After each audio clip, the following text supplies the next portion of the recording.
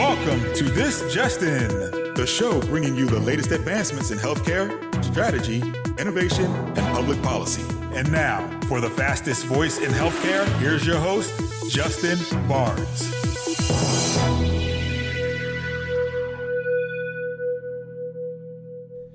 Thank you for tuning in, and welcome to This Just In. I'm your host, Justin Barnes. In these segments, I'll bring you the latest advancements in healthcare, strategy, innovation, and public policy. As always, we're broadcasting from the This Just In studios on the Business Radio X network, as well as the Healthcare Now radio network.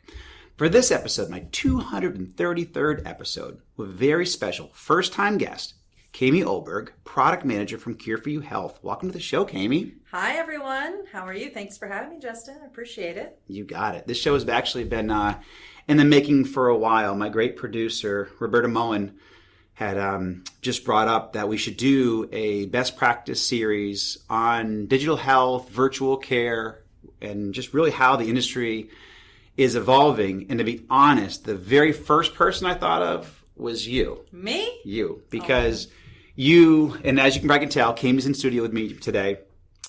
You are on the front lines, I say navigating, but at times battling, this whole country's adoption of digital health. And to be honest, you are the front, you're doing it on site, inside the product with these clinicians, with these front desk staff, front office managers, organizations, large and small. I mean, the smallest to the largest in the country, the most progressive. So you have the most amazing knowledge just in view of exactly where this country is today, certainly with the leaders that are doing this. Absolutely.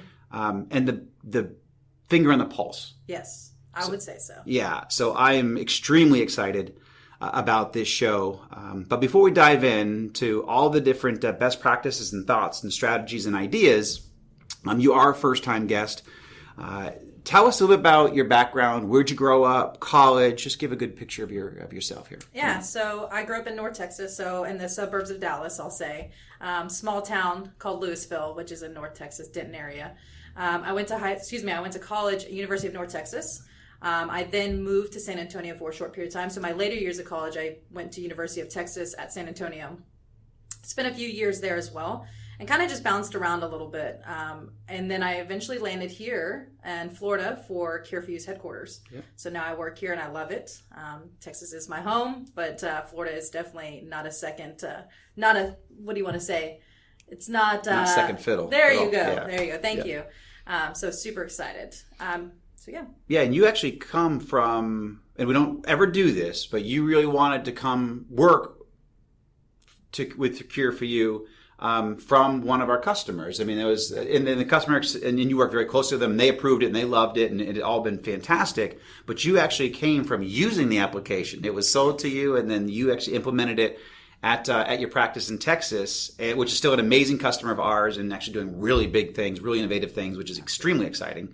But you were a user of the product, and then you liked it so much, and you saw the vision, and so you came. And so tell us a little bit about that transition. Yeah, so I was actually on the project team for implementing Cure4You at the practice that I was working for at the time. We were an 18 provider practice, 18 locations, and so we were tasked to go and implement Cure4You from a digital check-in perspective, procedure care management, scheduling, telehealth, messaging, every piece that Cure4You practically offers. We were there. So no RPM yet? Back then, no? RPM, with procedure care, we did RPM, okay, which is a little bit different, but it's still tracking the patient from home remotely. So awesome. We did absolutely do that part as well. As I was transitioning outside of that role, Cure4You was one of my biggest passions. I loved it. I had an opportunity between two different career paths, and I absolutely chose Cure4You, and I don't regret it to this day. Because I love making an impact to our customers and to patients, to be honest. Yeah. That's one of my biggest passions. So super excited. Yeah, so let's dive in because there's a lot of people getting into digital health and we all have our reasons and stories. But, tell us about your passion either for joining Cure4You or just for customer success and innovation in general. Yeah, so I actually started with Cure4You, or just virtual care, right? And talking about implementation. So I got a chance to work with project leaders like myself when I was at the practice And I really, really enjoyed that piece. But then I transitioned into the customer success side. Once the customer is live and utilizing the virtual care, talking about the strategies, that's one of my favorite pieces, is being able to really hone in on some of the barriers or pain points that a customer may have and becoming strategic and trying to find out what workflow works best. Not every practice is alike. Mm-hmm. So you really have to be personal. One of my biggest things about being passionate about with customers is probably having a personal relationship with the customer. That's excellent. And really just getting to know them and them becoming a person that's really trusted, or that they can trust in me. I'm a trusted advisor for them. So that's probably my biggest passion, is just solving problems and just becoming strategic and getting creative with solutions. So, well, those are almost all best practice for success in general. So great job. I mean, that's a great perspective. And you and I have never actually spent a lot of time together. So getting to know even your passion is awesome for me. But I mean, how you hone in on, aligning, making sure that we are aligned with the customer's vision, where they want to go, and then, digging in deep with them, becoming their close friend, trusted advisor, best friend, therapist probably at times, because we're navigating a lot. This is very true. Yeah. So, I see that even from my perspective of how, we're helping them. We're doing big things. I mean, we're solving world problems, and that's a task every single day. It's a lot of work. And so by befriending, befriending your customers, your partners, it makes the day a lot better. And again, they are going to trust you more because they know your heart. Yeah, and absolutely. So getting to know them, absolutely. That's awesome. And I'm sure we'll have some time, because I always like to add some fun, and I want to hear about some other fun times you've had with customers. But also, my audience, 90% of my show is focused on just best practices and key strategies to success. So let's sprinkle in a couple of those now. And again, I know you have a lot of perspective, but then these are big questions, and tackling a mega billion-dollar, multi-trillion-dollar industry, actually, because we're growing very well. But what are, in your experience, 2 or 3 best practices that you would share with my audience on how to achieve success in navigating virtual care in general? And we just covered a couple at a high level, but what would you add on to that, or thoughts there? I would absolutely say this is probably one of the things that I've learned along the way. So I've been doing this for 3 years, but I'll say 5 when I'm talking about implementing a virtual solution. But probably the number one thing when I first start working with a customer, I really drive the message home that you have to have your end users, which is your practice users as well, really buy in. So the buy-in is important. And how do you get the buy-in is really making sure that you empower your users and your staff to know and be able to say, hey, I really want to make some adjustments, or this isn't working for our patients, or, hey, this is really great. Can we, enhance this piece?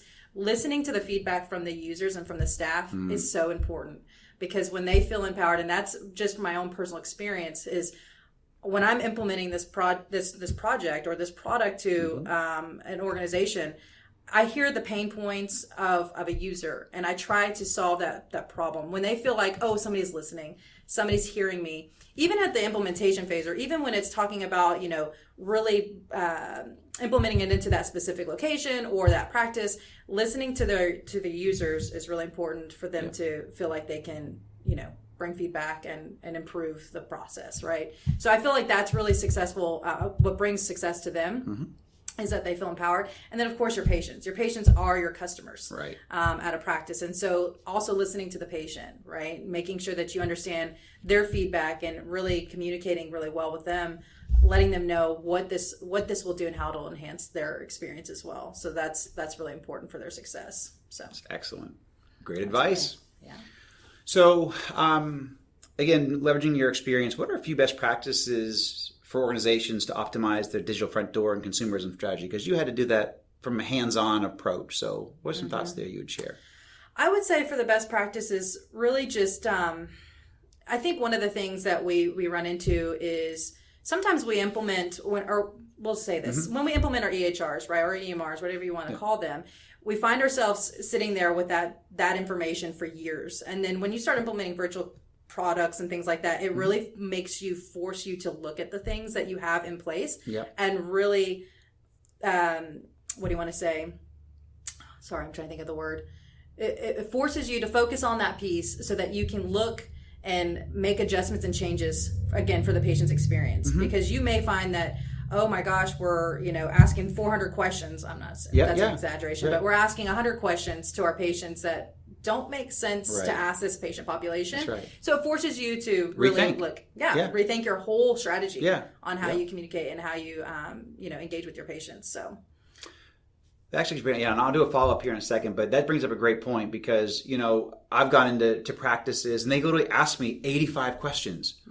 And when now with, you bring in your digital health platform, Cure for You in this example, you might be able to streamline that down to 30 or 20 and really rethink this process. Because also it's kind of funny when you start talking to them, one doctor layers on this, a nurse layers on this, and that's how you get to 85 or 100 questions or more in some cases. I've seen 120 actually at times. It's like, well, you can't ask that patient that many questions. Oh my gosh. And so to your point is really making them rethink. But anything else that you could add on to having a good consumerism strategy? Yeah, I think one of the things too is that just to remind, customers, of course, we're here for the customer and we're their advocate at some points, right? But we also want to make sure that the customer they trust in us a little bit, right? Because we've been doing this for so long, we've been in this business for quite some time. It's important to listen to feedback from, the vendor as well, so they understand and they can see, hey, we've been doing this for quite some time. I know the path that you're going may run into a more difficult one for the patient, right? Not saying you have to absolutely adopt what we're saying that you have to do or, from a virtual care perspective, but it's important just to kind of listen. Sometimes that's a great point. Sometimes it comes back and it's like, okay, let's change it. We'll never force and never push. Yeah. We'll absolutely go with what the customer, is adamant about doing, and then we'll shift and adjust and be agile as much as possible. Because at the end of the day, we just want to make the patient's experience the best. Yeah, let's take a second on that because that's a really good point. I have never heard that one on my show before, nor not even in my think tanks I've ever heard that. It's actually the vendor. I call them your partner, your digital health partner, your vendor, has maybe done this 200, 300, 400, 500 times. Absolutely. And so they're going to have some best practices. And to be honest, other like Epic. I mean, there are EHRs out there. I don't like to usually call out, people specifically, but Epic does a really good job. Epic has best practices and they might force it on you like, we don't do that, but they have best practices that you should follow and could follow to have great success. So I think your point's spot on is, we've already done this, 500 times. Here are a few things that may be able to streamline for your practice, streamline this for your patients, give you a much better patient experience, give you much better consumerism experience, which is what they're doing this whole digital front door for. Well, what's important here, I feel like, is that the suggestions that we may provide or someone, partner may provide to you, didn't come from our heads. Right. It came from history with working with Years other customers yeah. that have also ran into the same scenario and said, hey, we worked together and we provided solutions together and found that this solution was typically going to be the best one to use. And then we want to pass along that information. It's not that we have the knowledge that it's coming from us as the partner. It's coming from you specifically. That's right. Actually, it's coming from the customer. That's great. Saying, hey, I found that working with specific customers like you, this particular situation, this is the solution that we provided and it worked the best. That's so, excellent. Learning from trial and error. Yeah, it's fantastic. And for those just tuning in, we're speaking with Kayme Oelberg, product manager from Cure for You. So share some of your thoughts specifically. Let's dive into RPM. That's obviously one of the hottest topics, fastest growing, markets, strategies in the country, and it's not going to slow down. It gets bigger every day, to be honest. So what are some of the best practices that you would share for a healthcare organization to optimize their RPM or even procedural care strategy like you brought up earlier? Sure. So with remote patient monitoring, it as we talk about this all the time, right? Because it is the hottest topic that we're talking about. We talk with customers, I feel like 15 times a day about remote patient monitoring. And it always comes down to the same suggestions. It's always coming down to the same recommendations, right? Where we say, start small. Let's find out what the patient population is. Who are we targeting first? Right. Are we looking at targeting those that have chronic conditions with blood pressure? Are we focusing on diabetes? What conditions are we focusing on first? Understanding our patient population. What age are we looking at? Because that's the beauty of remote patient monitoring, because you can target specific populations. Yes. You can say, I want to work with, patients that are between 30 and 40 with diabetes, because you know that maybe they will be the best to adopt at first. Right. We'll learn and have better feedback from this group of population, not specifically saying that is the group, but just for example, we may learn best feedback from this specific population, because at the end of the day, The practice knows who their population is best. Yeah. We can go and give suggestions all day long, but if, say, for instance, you're in a rural area and you find that 50 to 60 is best, whatever it may be. But I would suggest starting small. Find out who your panel is. Yeah. And then from there, really working with those patients, letting those patients know, hey, I'd really like you to be on this program because I really want to work with you. What's in it for them? Yeah. Absolutely. Yeah. And understand what the feedback is, because we want to know how it is impacting the patient, right? And then, of course, your follow-up. What's important for the practice is to have plans in place for those patients. That's why we want to start small, right? Because we want to put the SOPs, the standard operating procedures. We want to put the follow-ups. What are we going to do? How is the provider going to react if the patient's out of range? There are very important steps for remote patient monitoring. So you want to just make sure that you have your plan in place. Yep. So starting small is really important. It's excellent. And also one of the ones that you brought up to me before we come in the studio here is, to the best of your ability, have those devices integrated into your platform. Absolutely. You cannot have any manual entry. And to be honest, you even want to avoid Wi-Fi if you can. I mean, most of the ones that you work with, I know from your company specifically, is about, everything's cellular. So the patient puts on that device, it automatically gets fed up.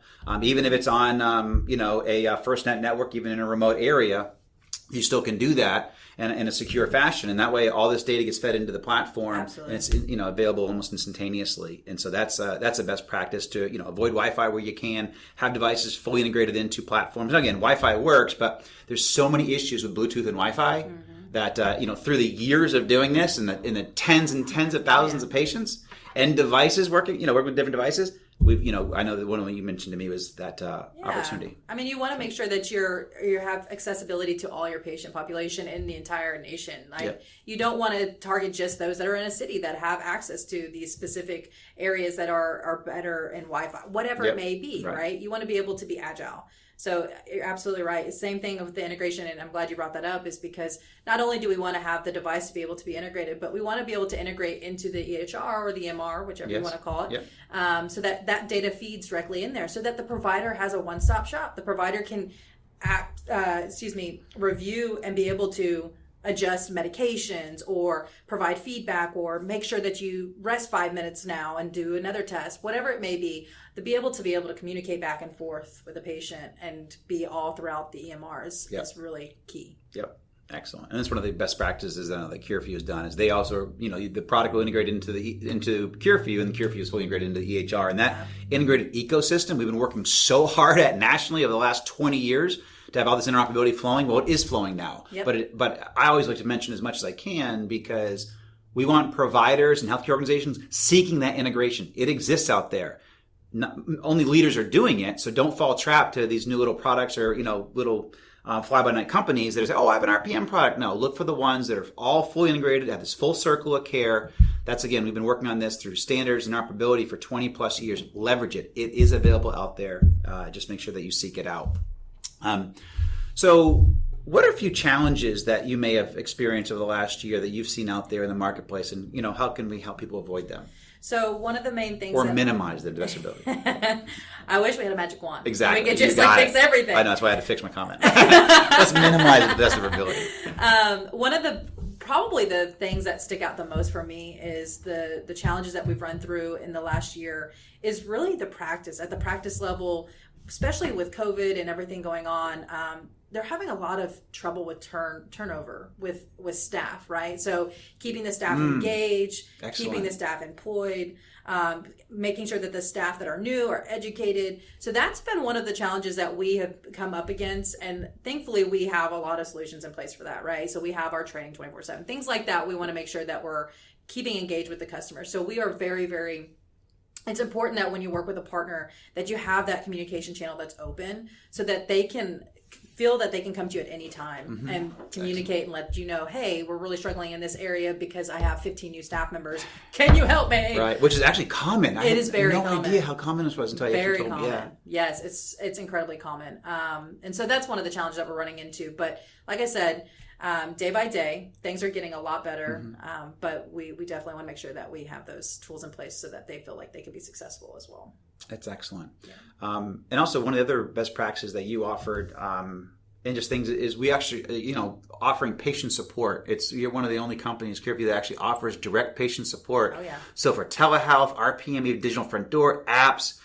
There's organizations don't have people on staff to help a patient with an app or how to log into their telehealth, or they're just not staffed for that. No. And CareView offers that, and that was one of the best practices that I know that you helped champion and make sure that was implemented from your time at CareView. So I applaud that, because again I've talked to hundreds and hundreds of companies, and no one offers that direct patient support for the entire platform. Some may offer little bits and pieces, but yeah. It's so important. I mean, I feel like, and not to make this about CareView for 2.5 seconds, but it's really important, and we're super passionate about it. And the reason why is because we do see these patients, and thankfully, what's good about this is we have a downward trend when it comes to support, because our product is getting better and better every day, so that the patients, it's a seamless experience. Right. It's very minimal of how much patient support that we have to provide, but it's there. Yeah. I will say, during COVID, during the telehealth boom, it was insane. I was personally taking patient support calls until 9:00 in the evenings. Yeah. I was working 12, 15-hour days just so we can make sure that the patients feel like they were supported and that they could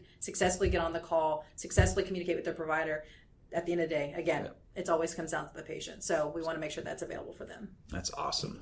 In my closing few minutes here, let's maybe spend 2 minutes or so. What healthcare trends do you expect us to see over the next 12 to 18 months? I think that now that we're over I wouldn't say we're over the telehealth boom, but we're at we peaked, right? And we're kind of coming to a more stabilized trend here.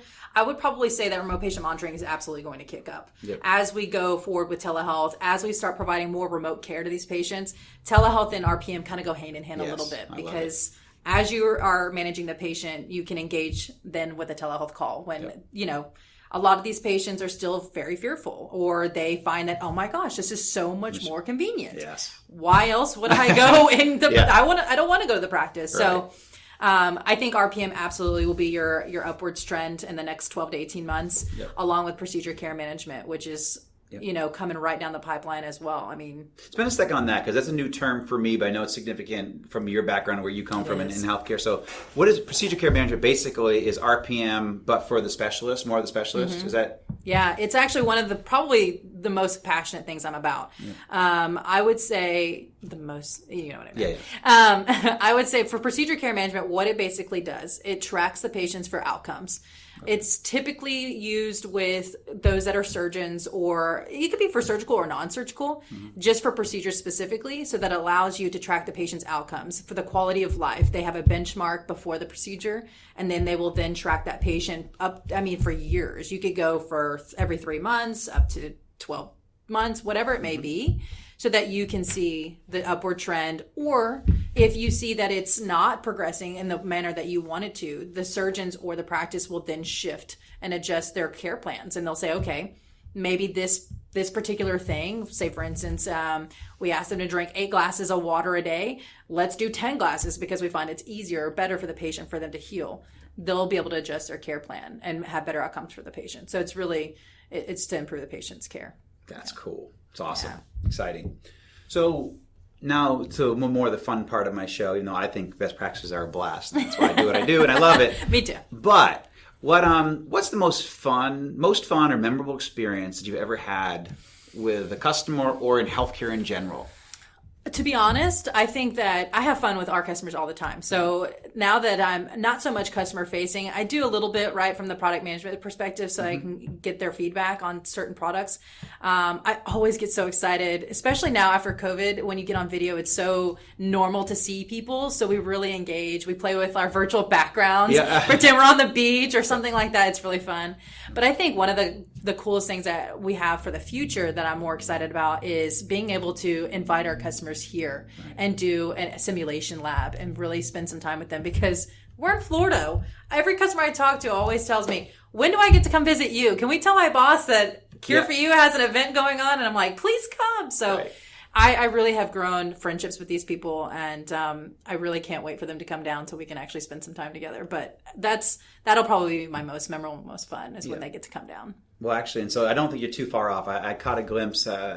Monica was a guest. The CEO of CareView was a guest last week, and she talked about her experience center that you guys are building in the new office. And so that's going to be a very cool, being able to have that lab and that experience center where people can come in, see the entire flow, the entire platform, customized to their specialty or their workflows. But then also, I had Josh Stuber on the week before that, and he talked about the user groups that you guys are going to crank up at some of your customer conferences. So, and obviously being in Florida, around the Tampa, Sarasota area is a great place for people to visit. So why not?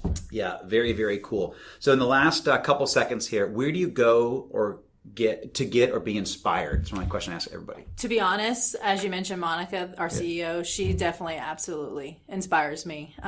She is a woman that empowers other women, and she has definitely provided a lot of mentorship for me, and she's got a lot of belief and trust in me, and she definitely is the one that inspires me to be bigger and better one day. That's awesome. Monica, I first met her in the think tank, my think tank a couple years ago, and she is a very inspiring person. So absolutely. Very cool. Kayme, great to have you on the show today, and thank you for joining me on air. Thanks, Justin. I appreciate it. Your very first time, but you crushed it. So, I hope. I was nervous. Amazing. Thank you. Thanks, everyone. And thanks, everybody, for taking your time out of the busy day to join us. And you can listen to all of our shows weekdays at 2:30 p.m. Eastern, 11:30 a.m. Pacific. As always, you can track me on Twitter at HIT Advisor and use the hashtag ThisJustinRadio so I can respond to your comments from the show. If you miss any of this episode or want to hear more of my shows, they're posted on Apple iTunes, SoundCloud, iHeartRadio, Spreaker, Google Play, and TuneIn. Also, you can check out some of the new content we just posted at justinbarnes.com. Thanks, everyone. Stay safe.